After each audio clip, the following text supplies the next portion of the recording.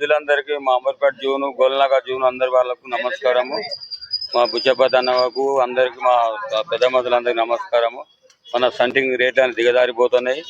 మనం ఓనర్లతోని ఒక రేటు మాట్లాడుకోవాలి. మేసీల మధ్యలో పెట్టద్దు. మన చెక్క రేట్లు అని పెరిగినాయి, మూలల రేట్లు పెరిగినాయి, కూలీల రేట్లు కూడా పెరిగినాయి. కూలీలను కూడా మంచిగా చూసుకోవాలి. పనుల కాడ కిరికిరి పెట్టుకోవద్దు. అన్ని విధాలుగా మంచిగా చేయాలి. మనకు 55 రూపాయలు 51 రూపాయలు కనుక రేటు తగ్గించద్దు. అందరు ఐకమత్యంగా ఉండాలి. సంటింగ్ అసోసియేషన్ జిందాబాద్. రేట్ల గురించి ఐకమత్యంగా పనిచేయాలి. బంద్ పెడుతున్నామని అనుకుంటున్నాము.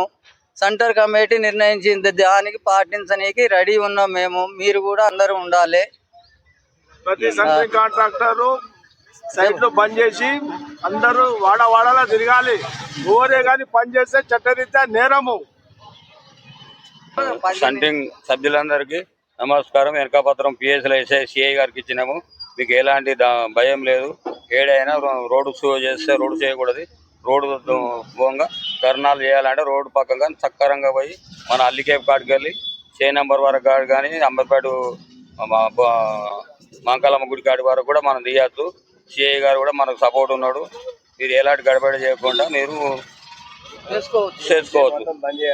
సెంట్రింగ్ పనులన్నీ బంద్ చేయాలి. 16వ తారీఖుకి వెళ్ళి 5వ నెల 16వ తారీఖుకి వెళ్ళి నుండి మన పని బంద్ ఉంటున్నాయి.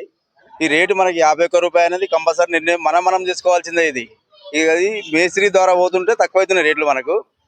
ఈ మేస్త్రి లేకుండా డైరెక్ట్ ఓనర్తో ఉంటే మనకు రేటు గిట్టుబాటు అవుతుంది. ఈ మధ్యలో ఎవరైనా పోయి రేట్లు అనేది తక్కువ చేసుకోకుంటే బాగుంటుంది.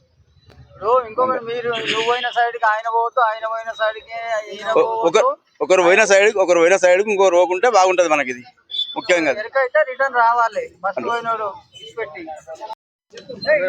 అందరం కలిసి ఐకమత్యంగా ఉండాలి.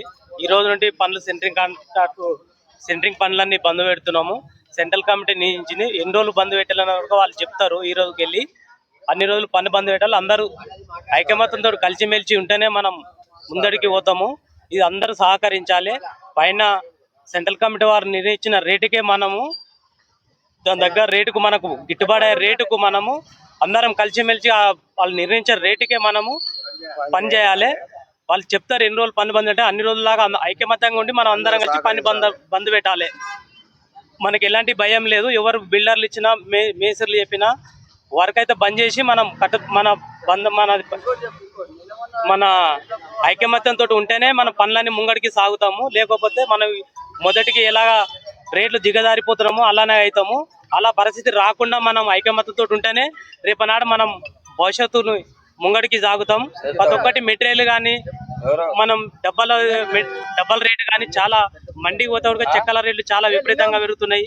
అందుకని మనం తగ్గట్టు రేట్లు పెంచుకోనికనే మనం స్ట్రైక్ చేస్తున్నాం.